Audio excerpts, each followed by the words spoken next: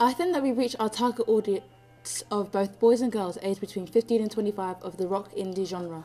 And this is because we chose boys that were of an appropriate age that would relate to all the ages of the target audience. Someone to look up to for the younger audience and someone to appreciate as a remembrance of their youth to the older crowd. The all-male band appeals to the female audience look-wise, who may have seen the video and be therefore intrigued to download or buy their album. Also, by having non-threatening colours such as purple and blue as the main front, it clearly differentiates genre from emo to indie. When planning what would go into the production, the music video itself, we had to continuously go back over every idea and consider if it would appeal to the audience. We focused a great deal on the narrative, hoping that the story would flow with the music, which would lead up to the finish. This would enrapture the attention of the audience as they follow the fast-paced sequence. We made sure that the certain style would be highlighted by the band that would further relate to the target audience by giving them a clear style to copy. An example of this would be the indie messy style of clothing, their hairstyles and colour scheme.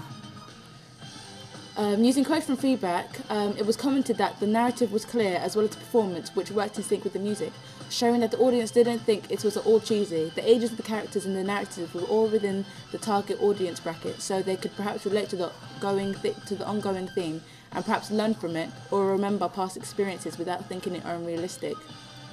Another person commented that the band looked like a typical indie band, which meant that style-wise, the target audience would mimic band members, hair like Rob's or wearing oversized glasses like Andreas, the guitar player. According to the feedback, you can see that they spotted our organisational skills, where a person said that there was constant purple throughout each product, and another said continuity of the main shark image carried to the inside cover, showing that we pay close attention to detailing the house style. As well as those, many people liked the different transitions, the way the camera zoomed into the phone said one, and also the transition between Guitar Hero and Andreas' guitar said another. It looked professional, which shows that in the end we became confident with using Final Cut Express. The main points that kept coming up as the most successful element of our music video included the 360-degree shot when the two characters are both arguing. The double ending engages us and lets us see new prospects, the way the performers became characters, and the continuous colouring. The main point that could be improved was the double ending.